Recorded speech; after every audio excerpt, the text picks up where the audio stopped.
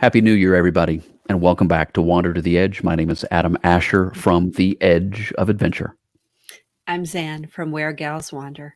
And Happy New Year. welcome. Happy Saturday and Happy New Year, Zan.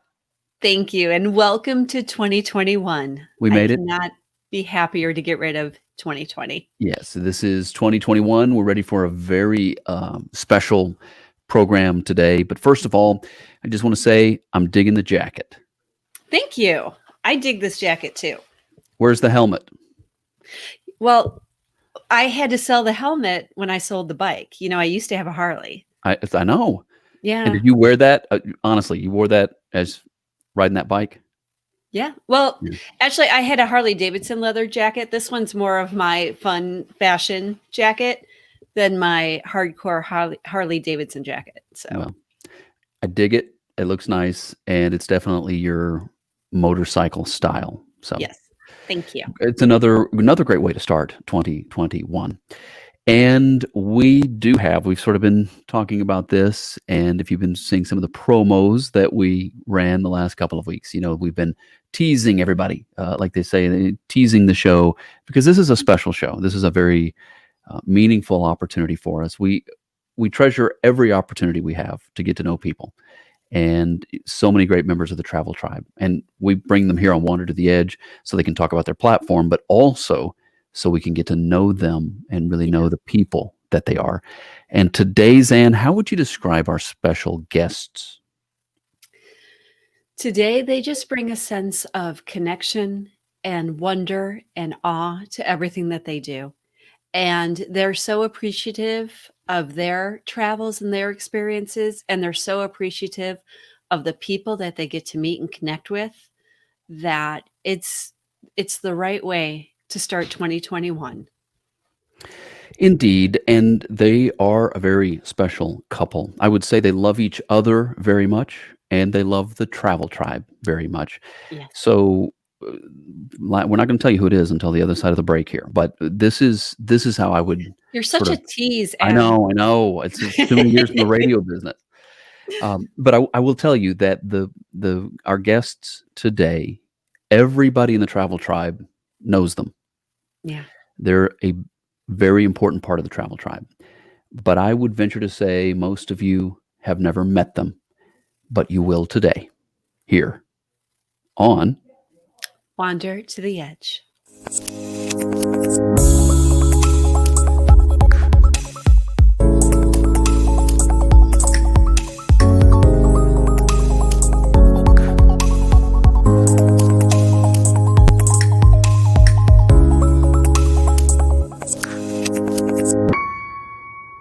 Nirvi and Neha, road trip couple. Welcome to Wander to the Edge. Thank you. Thank you. And Happy New Year to both of you from Thank us you. and our two little babies here.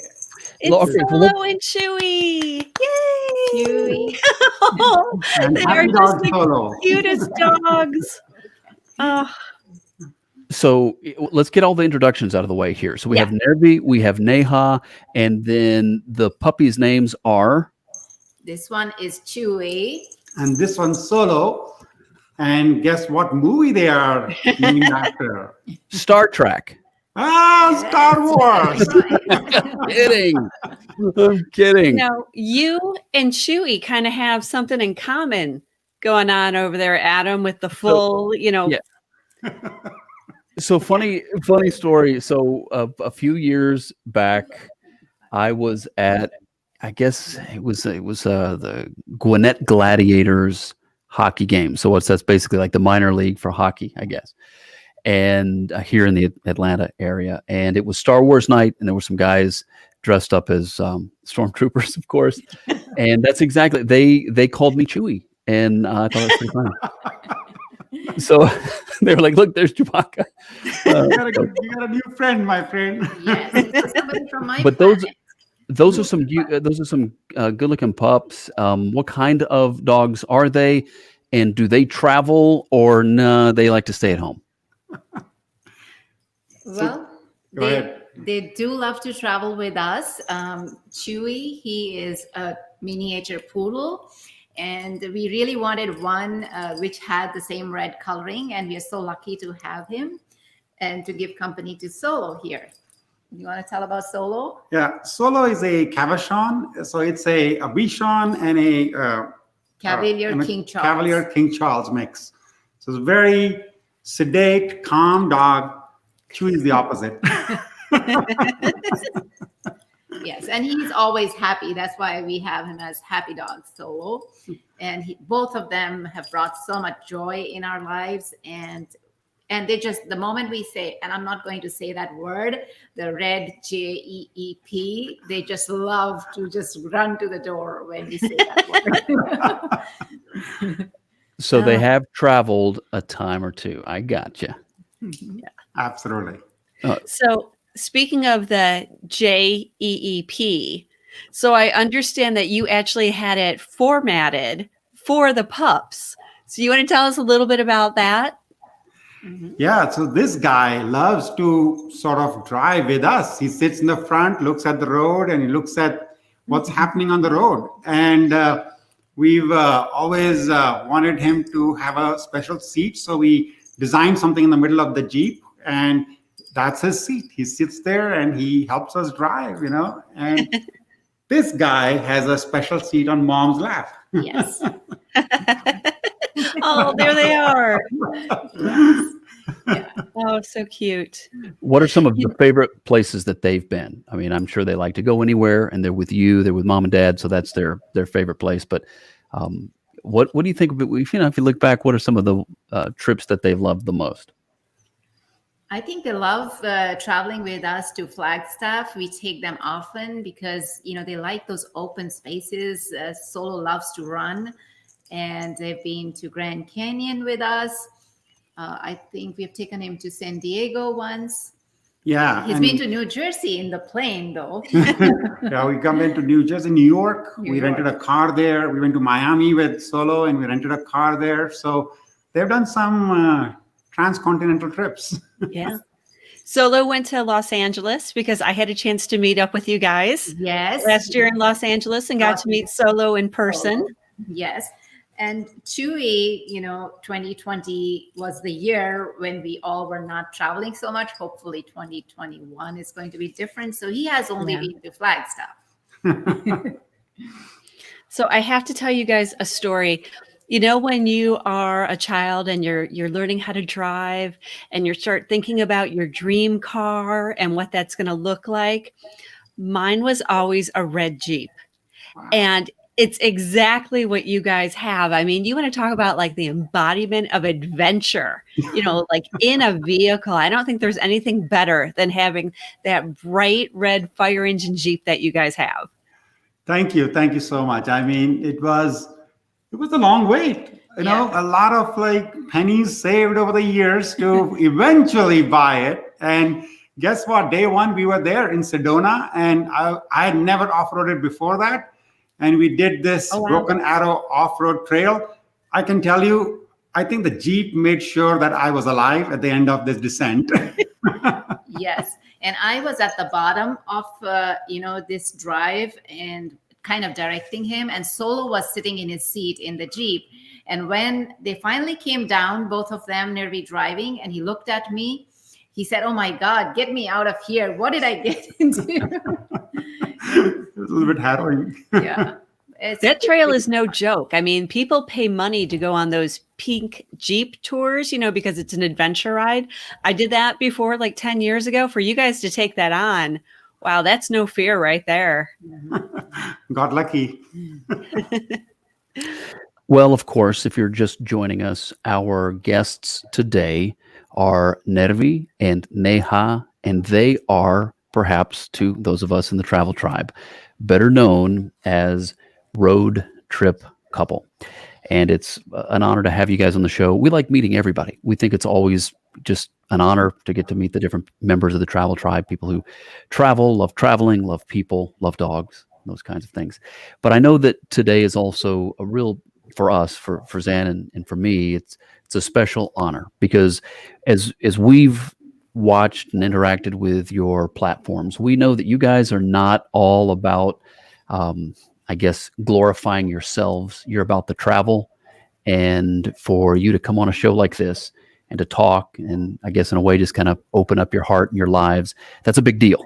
That's a big deal because as much as you love to travel, there's been a sense of anonymity in some ways. So we don't take it lightly. We think that's amazing, and of course, Zan had the opportunity a while back to meet you in person, and I'm getting to know you today. So it's pretty awesome because you guys are awesome people. So tell us about the platform Road Trip Couple. You started it when, and what were you hoping to convey to the world out there in social media? What do you want to share? Yeah, guys, what's your deal? Come on. I would say, we started out like floundering because we didn't know what social media was. And we were like, okay, what is this Twitter thing? And that was the first thing we started. And over a period of time, we've been very lucky. We found the travel tribe. We found some wonderful people. A majority of them you've already interviewed, and each one of them contributes so much to our happiness. Honestly, today, we don't look at any guidebooks. We don't look at any other aspect when we travel. We just look at Twitter and we just ask the question, hey, we are in Prague. Where's the best coffee? And before you know, somebody will tell you where the best coffee is. And I think that tribe, the travel tribe, has grown. It has helped us find a footing. So our platform basically is that even if you have a job, you can follow the pursuit of your passion and travel. And there are many people out there to help you out. So how did you guys get started traveling? Like what was the first road trip? Let's start there. That's a good one. You want to take Well, that? 2005? Yes, sure. Yeah, I would like to go a little bit back before that. If you really see, when we first started traveling after we finished our education, we got married, and our first trip actually was for our honeymoon. And we traveled that time via a train and a car, and we saw parts of India where we originally are from. And to say that in a real sense, we have been traveling since then, visiting different countries. But the truest sense we started really enjoying is from 2005 onwards, when we moved to this country, United States, which is our home now. And our first long road trip was to Yellowstone. 15 days we took off. And it is, I think, still the most memorable one. As I say, the first one is the first love. It's always, always dear to the heart. Do you want to tell something about it? Yeah, well, we had a broken car and a broken camera. We didn't know where we were going to stay. We started from St. Louis, and we just marched all the way through Nebraska and Montana into Yellowstone, and then the beautiful trip back via Wyoming to Denver, Rocky Mountain National Park. It was extremely revealing. This country, we are very lucky, all of us who live in the United States. It's got these vast swaths of land. And I always like to use the word texture. You understand the texture of a country when you get on that road. When you go out there, when you stop in a small diner in the middle of nowhere, you get to meet the people. And I think that is a love, once it happens, can't go back on it. Each time you want something amazing in life, you hit the road, That's how it started. That's where to meet the real people, not what is kind of portrayed in movies or books. This is real people. And that's when you start falling in love with the country, and we have been really lucky to meet really amazing people on our travels, meet them. And I also remember on our way back, I think it was almost towards the end of our trip, and we are driving through, it was close to 4th of July. And there we see this big, huge light up in the sky. And we are both wondering, what's that? And I think that was the first time we saw the full moon so close to us. It was almost like a big lamp lit up in the sky. And then as we are driving, we had a flat tire in the middle of nowhere, just outside Colorado. And then we stopped at this little place. The being the 4th of July Eve, nobody was around. And, AAA said, we cannot help you. So we just stayed in this little town. I don't know what was the population, 800 or 900. But we saw the most amazing fireworks, on that 4th of July. It Right. was amazing to see that in that small little town. So that's what we have enjoyed on our road trips here, meeting people, tasting the culture of this country, enjoying all, festivities together. Absolutely. Yeah. I think the trip to Iceland was very interesting because we started planning for Iceland trip, which was supposed to be in July. We started planning in January for that because everybody told us that it takes a while to kind of, get the reservations to stay and all that. And in January, we found there was nothing available, nothing. So ultimately, in every little town, we found this small, what do you call, a dorm kind of thing associated with schools where we stayed. But the trip was amazing. 7 days around that island in the car. They are just little towns. And even though the distance isn't much, the topography is amazing. You have these volcanic rocks, which you see, and suddenly there's lush greenery. And then you see these glaciers, the geothermal. I think no other place, maybe other than Hawaii, that we have seen such amazing, different topography, which you see. It That was a good wonderful. trip. It was a great trip. Yeah. Road So, Trip Couple is our guests today here on Wander to the Edge. And Nirvi and Neha, tell me, you guys prefer, I think, to travel in large groups, right? The opposite. Okay. Yeah, this is as large as it gets. The two of us and our two dogs. Yeah, exactly. Even my dog's barking and saying, "Nope, that's the wrong estimate there." So, okay, so you don't like the large crowds. You prefer to travel as a couple on a road trip with the two of you and your dogs. What is it about that that makes it better than the large group? That's a great question. I think we probably are not we're probably not the best people to answer that because we've been traveling just the two of us together for many years, and we don't know the alternative, I guess, in a way. Yeah, we don't really know how it is traveling in groups. We've always just been the two of us traveling. At the most, our dogs travel with us. But I think it just happens because, when you're in large groups, you have to take into consideration what everybody would want to do. Some people are planners. They want each and every minute to be detailed in advance. Some people are, oh, I don't care, do what you want. For us, travel is more about that we reach a place, we ask our friends, we ask on social media, what would you like to recommend to us? And then we want that element of surprise to be there. So the just two of us, we just get up in the morning, go out for a run, just see the city waking up, and then decide, okay, we'll come back here and see how it looks like, at midday when we have all the tourists around, or maybe in the evening when the sun is setting. So that's why I think we like to travel just by ourselves. There's a minor correction. She runs, I walk. Okay. Generally, we have the phones, and I'll tell her, this is the route we're going to run because we're in a new city, morning, 5:30 a.m. We want to see the city wake up. That's the intention, to get out there. And it's just beautiful. I mean, we did this morning run in Tokyo. Tokyo is such a busy city. Mm-hmm. But in the morning, it was completely unique. There was nobody there. And then slowly, you started seeing people trickle out and, clean their shops or clean the front of their house, or the temples start waking up. And that vibe, the temples especially, that vibe was so unique. And I can't keep up with her. So I just we know what route she's running, and I'll catch her on the way back. Yes. Yeah. And you guys like to travel by bicycle too, don't you? Don't you make that a point as you're exploring as well?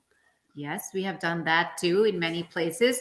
I think the best trip which I remember on the bike has been in Paris. Yeah, along the River Seine. That's where we have, done that. And What other places we have? Or I think the most, the one which you got fascinated by was when we bicycled from Slovenia to Italy. Oh yes, that was amazing. And all of a sudden we are in a different country. And I hope all of you, our viewers, or both of you ever get a chance to do that trip between Kranjska Dora from Slovenia into Italy. That is amazing. Yeah, that was very unexpected. In Europe, all these countries are very close by. What we didn't expect that day in the morning was a beautiful day, Kranjska Gora, north of Slovenia. And we took 2 bicycles and we were just biking down that pathway. And suddenly we see a board which says, "Welcome to Italy." Yes. And we looked at each other and said, "Is this Italy? And she's like, "Yes, this is Italy," because it says Slovenia on the other side. And Wow. it's weird. No passport, no visa. You just bike into another country, and we saw a beautiful lake, Yeah. the Lake Fucine, Fusine. I had to mug up that name. Yeah, it's I think at the bottom of the Alps in the background and the lake. And there was this tiny little coffee shop there. And we just sat there and had coffee. Gorgeous. Gorgeous blue color of the lake and those mountains in the background, and quiet, so quiet, except for the birds. I don't think we heard anything over there. Right. I think in the end, the bicycle, like the Jeep, can go where other things don't go. So it gives you a little bit of extra impetus to discover the surroundings. I think that's why we like to bike. And also I'll add that because that was one of those motorized bikes. Yes. It was still a bicycle, but it had that little, power. So that's how it we had could battery do to that. it. And Yeah, we used it for the first time and realized, oh boy, you can go really far without much effort. I was going to ask, how long did it take you to bike that route? But now that I know that you had motorized bikes, I don't know if I'm as impressed. But Well, tell me what, the other day we were in Costco and we saw a guy who had it in his hand. And I'm like, where did you get this? He says, Costco's carrying motorized bikes. So, you can get one and discover San Diego and everything else nearby. Yes. yeah. And it definitely made it much easier than if you just had to manually pedal all the way. So Right. I think we definitely should clarify for the viewers. We're not really the hardcore transcontinental bikers. We're this recreational motorized bikers. So you like the bike, you like the Jeep, and you like to see the country, whatever country you're visiting. You like to see the country from the road. You like to travel, hence the road trip and the association with that. What makes a road trip when it's you and the pups, if they're on the trip as well? What makes it special, this ability to see the terrain versus maybe you could just fly into some of these cities, be in the city, that's it. What is it that's the motivator behind going from one place to the other and seeing the land in between? Absolutely. I think it's the unknown, the challenge of the fact that you can take a bylane, you can take a country road, you can take a gravel road, and it just unfolds the landscape or the outside of a city or the country itself in ways you never recognize. And honestly, having driven miles and miles, we realized it only takes few miles for the landscape to change dramatically.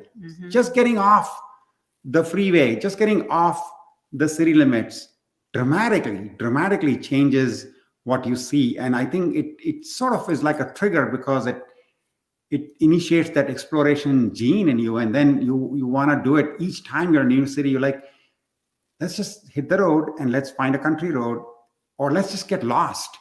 The good thing with GPS is you can always come back. So let's get lost and then we'll find our way back. yeah, and also if you were to fly, you just enter the airport and you exit in another airport, and in the city the flavor is the same. But when you are traveling by road, like for one time in Romania, when we were driving, we just got off the main highway. We decided to follow the country roads. And that's where we saw these small hamlets and women dressed, in their local, dress, which they had these long, colorful skirts, which you would not find in the cities. In cities, we all are very, homogenous. We dress up in the same way. So that was like a close-up look at the culture, the way and how they were all sitting in little groups, chatting outside their homes. I think we would have missed all that had we just flown from, Bucharest to our next city, which we wanted to visit. So it definitely gives you a much broader perspective of people and the culture and the feel for the country. Yeah. Hearing you talk, I'm reminded of sort of the old saying, it's the journey, not the destination, right? Absolutely. And you've been on so many different types of road trips. You've done Iceland and Romania. I think you've also done Alaska as well. Mm-hmm. Yes. I mean, how were they? What was Alaska like? And then I'm going to ask you the hardest question is, which road trip was your favorite? That will be a hard question to answer. That's so hard. I mean, all your viewers, all your former guests, you yourself know that the hardest question to ask for a traveler is, what's your favorite place? Because I think each place is very unique. I do think sometimes experiences in a place attach you to it in a significant way. So it may not be the place, but your experience with that place makes it very unique as a memory. I do think Alaska was phenomenal because I've never seen bigger mountains. I mean, and lakes so huge and so clear. And they have this glacier water in them, which is a very different type of color, almost turquoise, I think. I'm really bad at colors. And green. I think it depends on the mineral content. That is what we were told, but it was amazing. And Alaska was also very different than most of our trips, that we had this component of road trip. Of course, we took the car and we drove around for a couple of days. We also did this train trip there. We took this train from Anchorage all the way down to Seward. Yes, absolutely. Seward. Yeah. Yes. One of those Amtraks, which had a glass roof. It had an open cart at the back. Yes. You could, it just goes through some incredible landscape. I mean, this was a summer trip, by the way. Yes. Let me clarify. Yes. All right, so I'm kind of laughing at myself here because I keep going back to these serious questions, okay? And I'm not trying to be serious. I know, and I can hear Zan saying, "Come on, it's not an interview; it's a conversation." but I mean, I am sitting here thinking, why am I doing? Because there is depth to you guys. I mean, it's very clear, and so I'm going to ask another more serious type question. I'm not trying to make it a tough interview, but there's a depth to you, and so I kind of want to find out a little bit more. So your handle for social media is RoadTripCouple. All right, we've talked about the dogs, we've talked about why the road trip is important, we've talked about how you like to see and experience, see the landscape, experience the culture, but let's go to the part where you have the word couple. You guys travel as a couple. And first of all, how long have you been married? And what is it like traveling with your spouse? I'll tell you this, buddy. We're going to propose the question back to you guys. Okay, take a guess. I mean, it's two of you. How long do you think this couple's been married? Oh, I'm going to say 30. Wow. What do you think, Adam?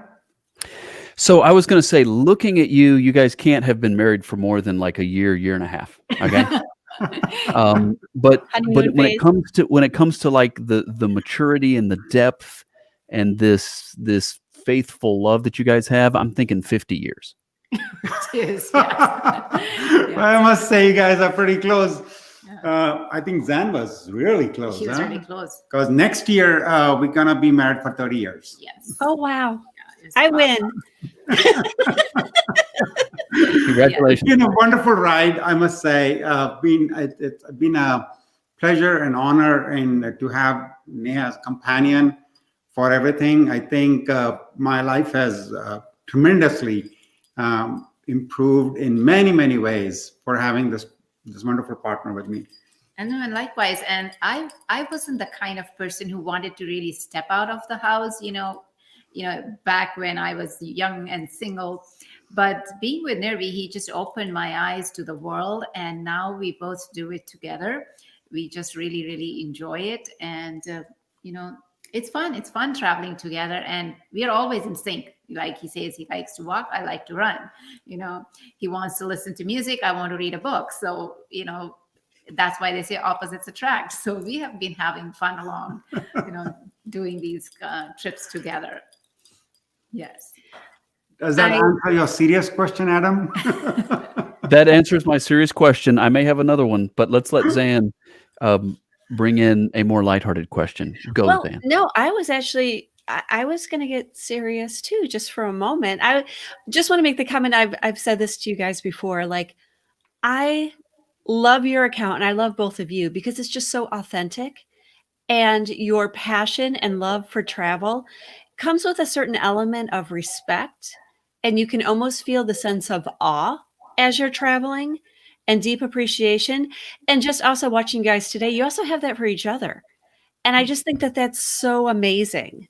Just Thank you. want Thank to you so much. comment and acknowledge that. I think that that's important, and it's beautiful. You've given us fuel for next 30 years. Yes. Yes, and it is nice. And as like a lot of our friends who are very close to us, they always say that, you keep lying. You are not married. Both of you are not married because married couples don't behave in this manner. And we say, well, ours is unique because we don't consider ourselves as in conventional terms, husband and wife. Husband says do this and wife says you do this. We are more friends first. And I guess that's the secret of traveling together as a road trip couple. I think for most couples, I think friendship is critical. Mm-hmm. I think if you're always are friends first, and then all the relationships which come in because of, whatever you want to call it, marriage, cohabitation, whatever. But I think if you click as friends, any two people, I think that is critical to happiness. Yes. Let's keep the serious tone. I see. The deep, meaningful tone. And I'll ask you another meaningful, very telling question. Who chose the color of the Jeep? Well, it was a very difficult choice, I have to say. I love colors. I love all kinds of colors, and I would have been happy with any bright color. And I think we were in the end torn between the blue color, this red one, and the desert color, which would have also looked amazing in Arizona. And I think that Nirvi hit upon this idea that we cannot make this choice alone. We have to, involve our friends. So I think he did a small kind of survey on Twitter. Absolutely. You guys helped us select the color. Yes. Honestly, we are on Twitter. They're like, Yeah. okay, these are the 4 choices. What should we go for? And the red Jeep just beat everybody else fair and square by like, I don't know, it was like 80% in favor of red Jeep. Yes. And I'm as telling you, it's the dream that car. was her dream always to have a bright red one. So I guess everybody wanted that. So let me put it this way. So now, what do you guys want to talk about? Cooking and food. Okay. She's a good cook, lots of fusion cooking. Well, yes, you like my food, that's why.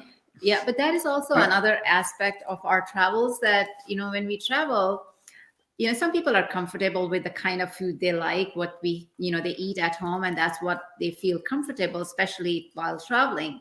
But, we just love that the other aspect of traveling is that you get to taste these local delicacies, whatever is recommended, that this is the best thing you can have in this particular city or in this region. And that's what we like to try. So we do that. We not only try, we also try to attend some, cooking classes. I like to do that. He doesn't want to do that, but he takes the camera and heads out when she's doing the cooking class. cooking classes. Yes. And that's also been an interesting experience in Iceland. When we were there, I went and joined this cooking class, which was just like this. You have conversation with the person cooking in his kitchen. His wife was there, and there were a couple more people. And he said that, we'll talk about Iceland and we'll talk about the food of Iceland. I said, this is perfect. And then he said, okay, but you will have to try all the food which we serve, which was fine with me, except for one thing. And they gave this, there were these little chunks which almost looked like rubber. And he said that, and it was that dried, fermented shark meat. And it was, I have never had anything, and I don't think I'm going to ever try that again. Yeah. But that was something, that is, I would say, as the acquired taste. I don't think anybody would ever want to eat that. It was tough and rubbery. But I would say it wasn't a bad experience. It's just to say that people in this world love these type of things. They enjoy. And that is what I took away from that. We sometimes say, oh my God, how can anybody eat this? Or how can anybody ever do this? But for somebody, that is some of the most delicious things in the world.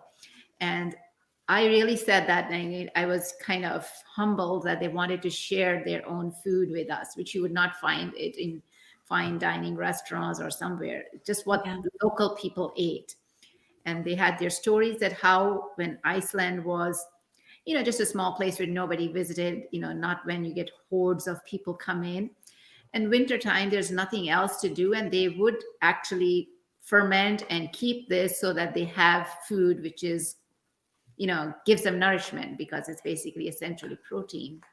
So we enjoyed that, and then we've been to other places. London, I did a course where I learned the Victoria sponge cake, which was again an interesting experience because this lady, she said, we're not going to use any of the modern technology, none of the appliances, just use your hand. It is going to be a good workout. And I'm telling you, I'm being, I really timed myself 20 minutes. She made us go on and mix that egg and sugar and butter. My God, that was an experience.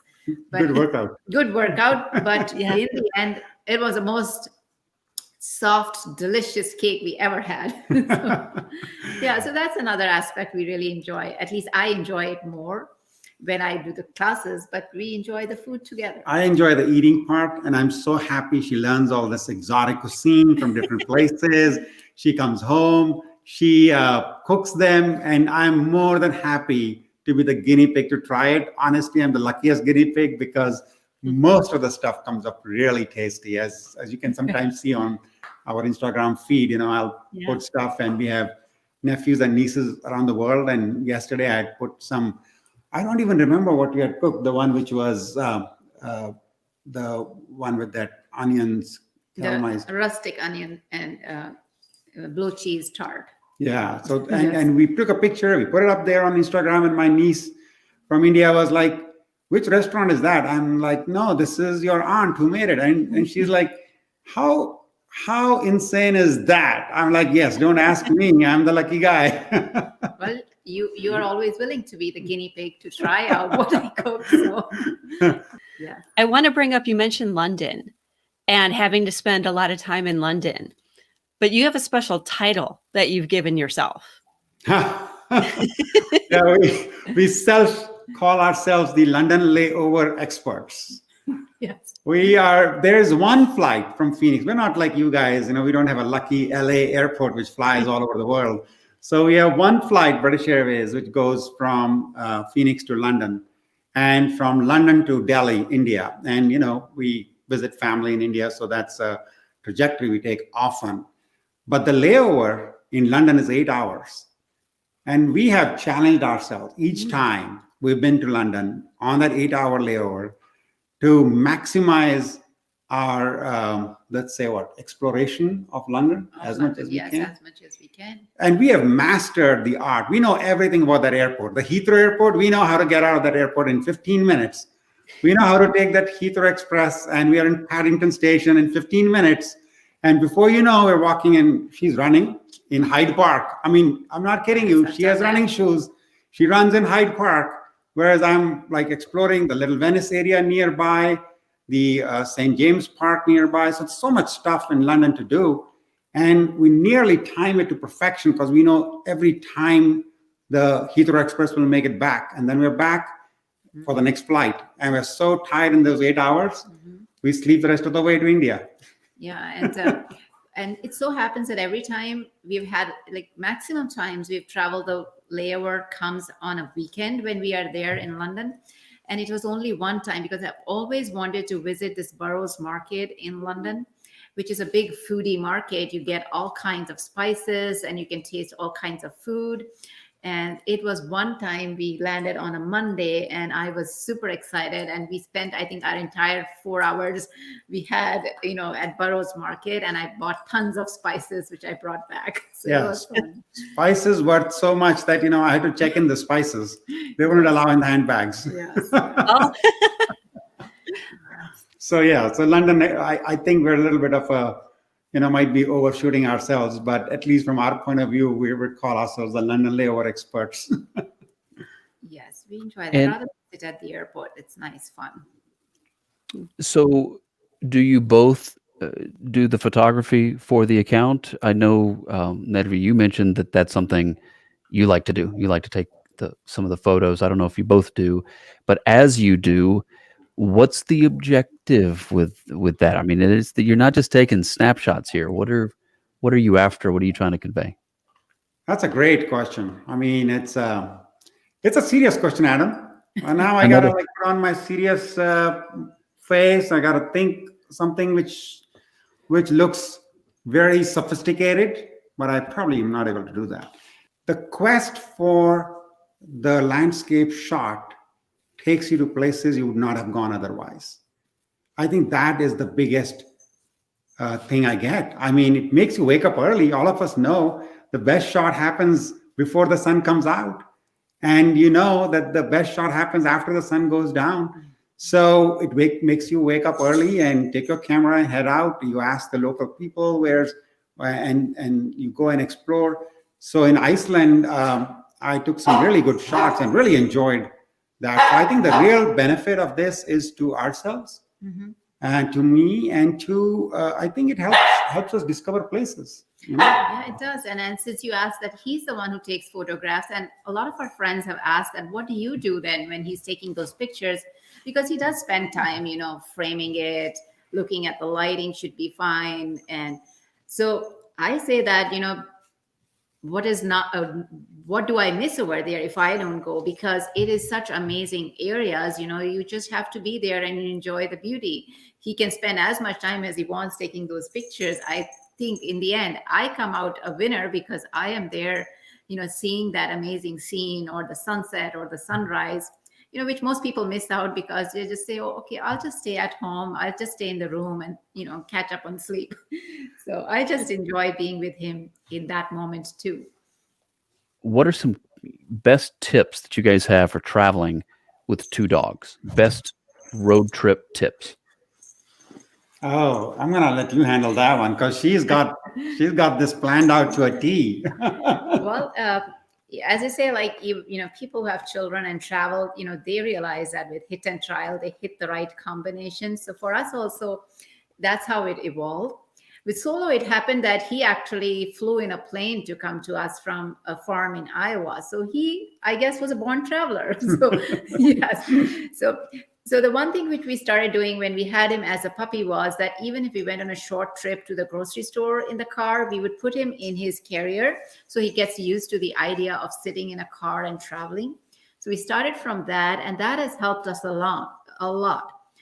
He sits in the lap, he sits in his car seat, but when, if it's a very long trip, he is ready to get into his carrier and, take a nap. So that helps. And it's the same we've been doing with our second puppy.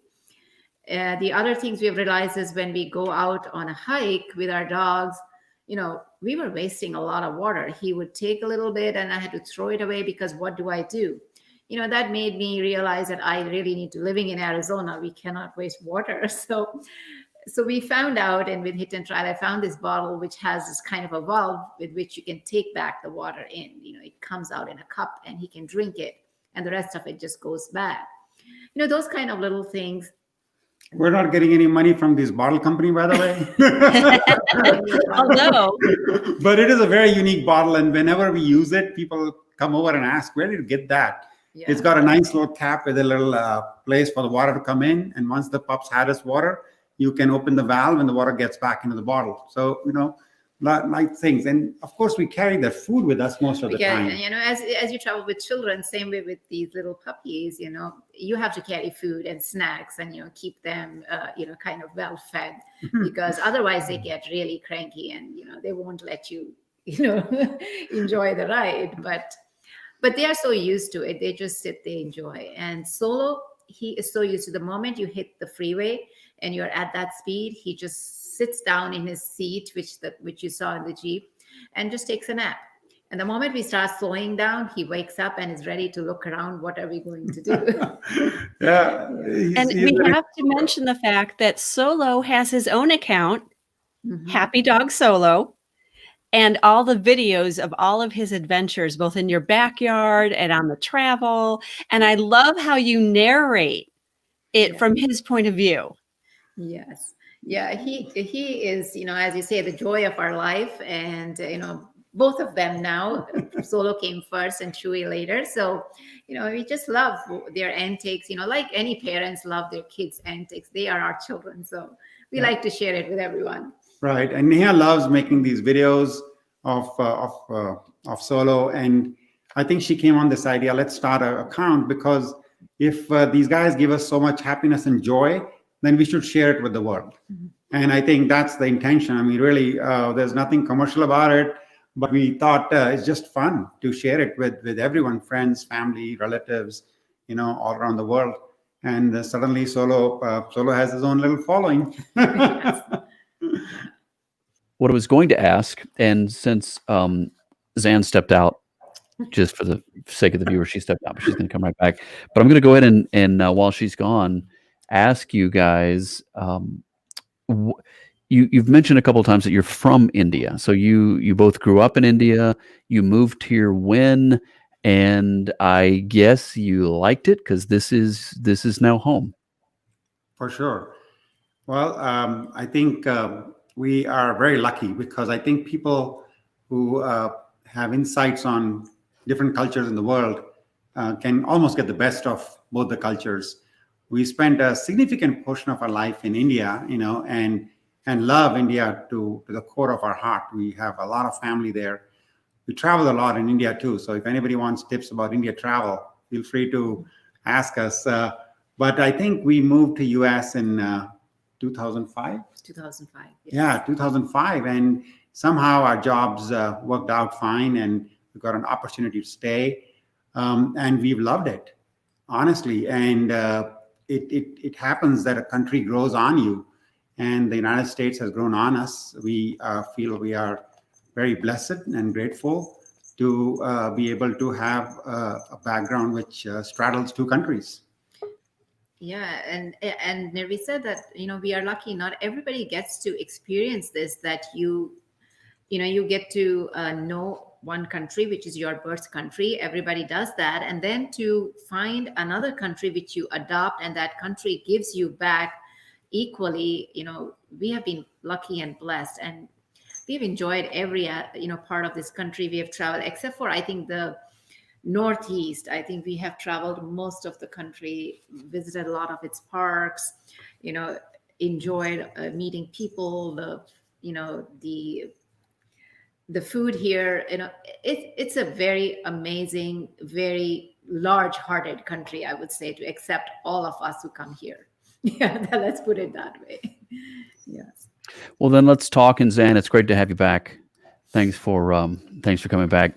I know you had stepped out momentarily, but honestly, as a guy who grew up here, that makes me proud to hear someone say that about my country, because that's the United States of America. I know, and not a perfect place, I know, but at the same time, I think nothing is. In the world, there is no perfect place. I think it's us, right? I mean, it's us who adapt to places, people, cultures, and make it perfect. And make it perfect. I mean, honestly, it's a journey, right? I mean, so I always tell people when people don't have much insights about a country and when they start pointing out fingers, I'm like, well, every country has its advantages and its disadvantages.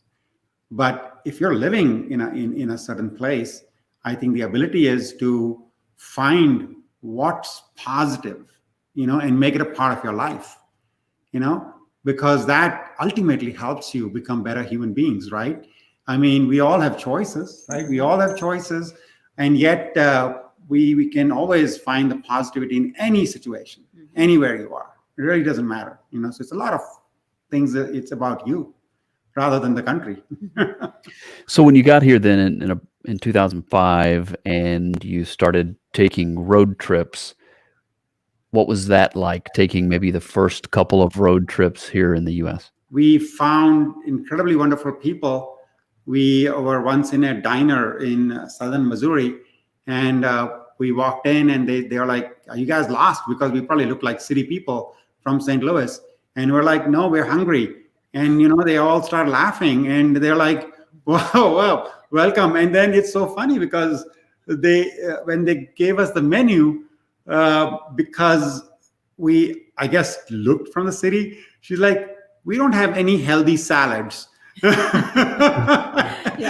we're like, "Well, we would like fried chicken and fries." Yes. Yeah, I remember that. They said there's no salad here. I said, well, that's okay.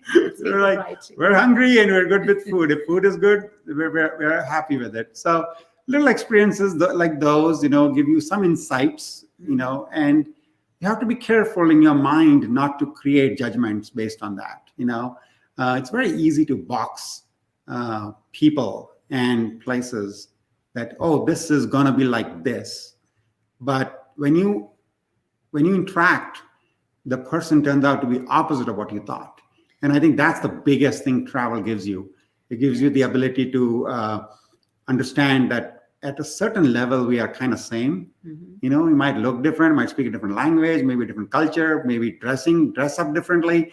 But yet, at certain level, we are connecting. Yes. I think we cannot hear. We cannot hear Zan. And we cannot hear you. But I am pretty good at reading lips, so I'm just going to go ahead and ask the question she was asking. Given the fact that we've all been through a very difficult 2020, what would you say to encourage us? Or maybe what's the mindset that we should take into this new year? Right, that's gonna be a tough one. I think I honestly never thought I will say I miss seeing people in the courtyards, in the marketplaces, in the trains, in the airports. And the biggest realization of 2020 was that we are social animals. We like people, and I think with that in mind, if we all start traveling with a little bit more forgiving nature for each other, that would be a huge plus. We've gone through a fragmented year, which was fraught with a lot of tension in more ways than one, and maybe 2021 should be the year of healing. We heal the world, and we as travelers can do a lot of healing when we travel to these places and just talk to people and make them feel comfortable. And also, I feel this 1 year of not having to travel, it has also kind of been humbling, I feel, and it has also taught us that going forward, we should, kind of grab every moment, every memory, every place we visit, because this year has made it feel like you can lose it just like that, So we should appreciate if we are able to travel. We should be more sensitive to people around us. We should be willing to experience what they are, trying to show us or tell us. Basically, if we start traveling, which we will be, hopefully, as you said, we are just at the bend, we should just enjoy being there in that moment, because it is so easy to lose all this. And, we've been lucky, we have traveled. We want that our children going forward, they should be able to travel. So let's make it a better, safer place, and just enjoy this beauty around us, this world around us. Well said. And, yeah, Enjoy the moment. enjoy the moment. Very well said, both of you. I'm really enjoying this part of the program because Zan can't talk. And that way I feel like I can fully express myself and I don't have the fear of being criticized. We are quickly learning to. All right, let's see if we can fix your microphone here. I think Zan is making us learn how Punch to that live. little button right there. Did you select the right microphone in the little selector? You did. Hello. Oh, Now yeah. we can hear you. Okay. Okay, hold on. Let's see. Correct. All right. Okay. Oh, you know what? I had it on mute. Go ahead, Zan. Are you serious? No, maybe. Maybe. We'll never know. What a great what great friends. What a great interview. What a great talk. I mean, we could talk probably all day. We'll let them get back to their Saturday and let everybody else get back to their Saturday. But this time is always meaningful. And I know we have a lot of fun. We joke around, we tease each other, but this is a very meaningful time of the weekend for us. Yeah. And we know that you two are very special people. We knew it anyway, but we got the proof today, just getting to chat with you. So thank you for that. You guys have created some wonderful sentiments and moments that I think we can now take into the new year and start it right. So thank you for that. Well, thank you very much for having us. The pleasure has been ours. And we just hope that we get to meet. We've met you before. We would love to meet again. And Adam, hopefully we can meet in person. And hoping for all the best things for both of you, your families, and everyone in 2021. And I want to really thank you guys. You have put an incredible amount of effort to bring out some of the really, really nice people on the travel world. I really enjoy hearing your program. Mm-hmm. And I think it just is amazing. We see on Twitter somebody for a long time, and then suddenly you find them on your program and you know them a little bit more. And I think that is just phenomenal. I think you've done a great service to the travel people, to the travel tribe, to just enthuse us in knowing each other a little better, and hopefully make new friends on the way because of your program. Yeah. Yes. Adam and I like to say, to us, it's more than just a show. We kind of feel like we're building a community, of support and encouragement and that. So thank you. And of course, you can look them up across social media. Just look for Road Trip Couple. And you have to be sure to check out their pups, because when they're busy working on the food and taking the pictures and making sure they know where they're going and getting on Twitter and asking everybody, hey, what's the best place to go while we're in town? The dogs, Solo and Chewy, right? Yes. They are in the back seat taking pictures and tweeting stuff out. And if you want to see their point of view, you want to see what life is like as they travel the world, look on Instagram. Look them up at Happy Dog Solo. God bless you. Thank you very much. Really enjoyed talking to you. Yeah, we really enjoyed, and enjoy the rest of the year. And hopefully we'll meet. Yes. I look forward to it. God bless you all. Happy New Year, everybody. Happy New Year. And we will see you again next week at this time right here on Wander to the Edge.